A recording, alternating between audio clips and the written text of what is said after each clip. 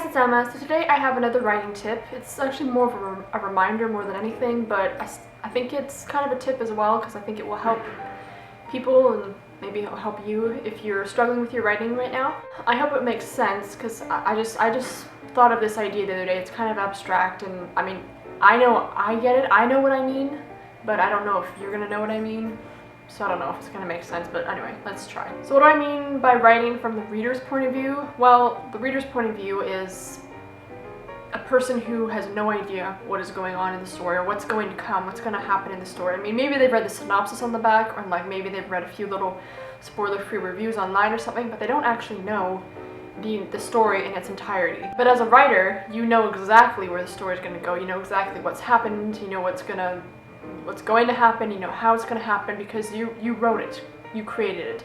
So because the reader knows absolutely nothing about the story, about how it's going to go really, this is the chance for the writer to write it in a way that you can manipulate the reader into believing something and then shock them later with some other kind of ending, or you can, you know, entice them a certain way, you know, with the story's plot or something. You can be strategic in your wording and your just the structure of the story in general. It's really up to you. I mean, you know exactly how everything's going to go, but the way you tell that to a reader is what makes your story.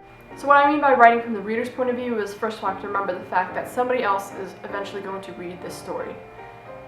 That's the idea, that's the whole point you're writing it. And secondly, what does that person know about the story? Well, they know absolutely nothing. So you have to carefully consider and carefully imagine how you want your reader to feel when the story gets revealed to them and how you're going to reveal it to them, what way you're going to do. Because there's many ways you can write a story. And it really depends on the way in which you want to reveal that story to your reader. Because the first time they read it, it will be completely different from the first time you read it because you're already so biased. You read it as it was being written because you wrote it. So you will never ever have that new fresh take on it. So it's really hard, I think, for writers, especially I find, to imagine someone seeing it with new eyes, someone seeing it like for the first time. So you have to imagine what do you want your reader's first time experience to be with your book, basically.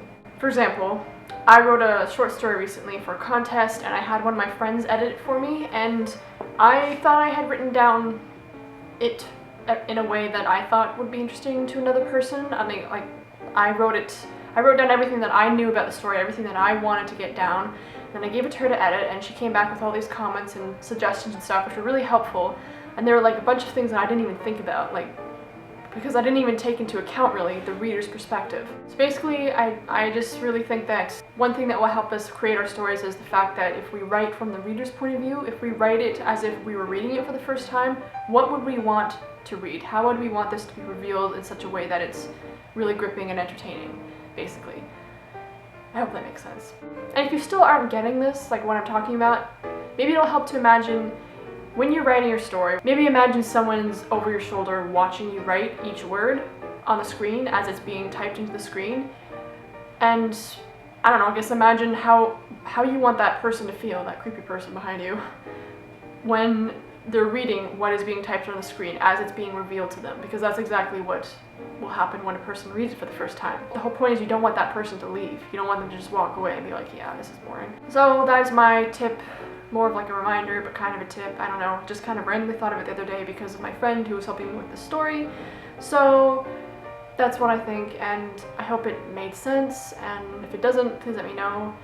And also let me know if you have this trouble in your own writing, if you kind of forget that someone else is going to be reading this at some point later on. So anyway, that's it for this video, and thanks for watching.